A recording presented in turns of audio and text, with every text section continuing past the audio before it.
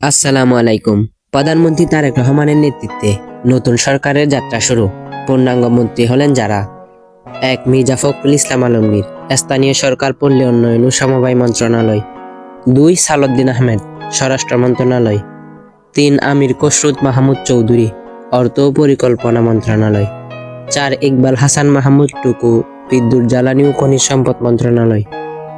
৫. Doctor এ.জেড.এম Zahid Hossain, মহিলা ও শিশু সমাজ কল্যাণ মন্ত্রণালয়। ৬. ডক্টর খলিলুর রহমান, টেকনোক্র্যাট, পররাষ্ট্র মন্ত্রণালয়। ৭. আব্দুল আওয়াল মিন্টু, পরিবেশ, বন ও জলবায়ু পরিবর্তন মন্ত্রণালয়।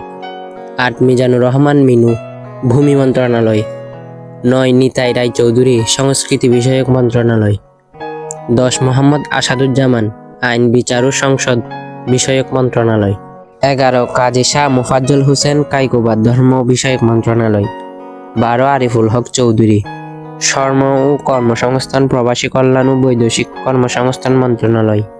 ১৩. খন্দকার আব্দুল মুক্তাদির, বাণিজ্য, শিল্প ও বস্ত্র ও পাট মন্ত্রণালয়। ১৪. জাহিদ উদ্দিন স্বপন, তথ্য ও সম্প্রচার মন্ত্রণালয়। ১৫. শহীদ উদ্দিন চৌধুরী আইনি, পানি সম্পদ মন্ত্রণালয়।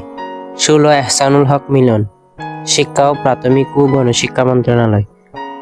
১৭. আমির রাশিদ, টেকনোক্র্যাট, কৃষি মন্ত্রণালয়, মৎস্য ও প্রাণী সম্পদ, খাদ্য মন্ত্রণালয়।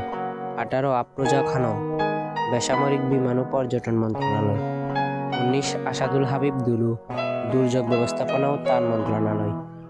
২০. জাকারিয়া তাহের, গৃহায়ন ও গণপূর্ত মন্ত্রণালয়।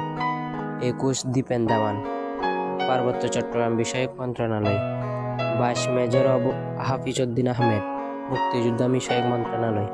২৩. সরদার মোহাম্মদ সাখাওয়াত হোসেন বকুল, স্বাস্থ্য ও পরিবার পরিকল্পনা মন্ত্রণালয়।